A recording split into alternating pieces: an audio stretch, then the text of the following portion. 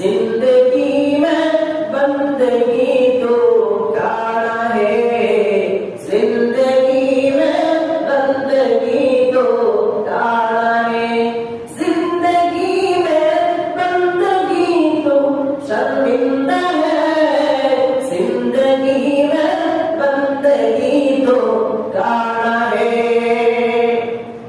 कवि बोलें तुम्हारा जिंदगी का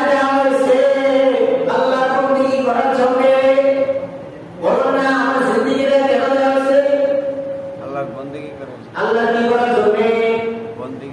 বন্দেগী করার জন্য। ও জিন্দেগি তোমাকে আল্লাহ দিয়েছেন আল্লাহর বন্দেগী করার জন্য। জিন্দেগি মে বন্দেগী তো শর্মিন্দা হে, যদি জিন্দেগি পায় বন্দেগী না করো, আজকে যখন সামনে আসে এমন সব পাইবা, তোমার জান এমন কষ্টের মাধ্যমে বাইরে করা হবে, এমন কষ্টের মাধ্যমে বাইরে করা হবে ভাই।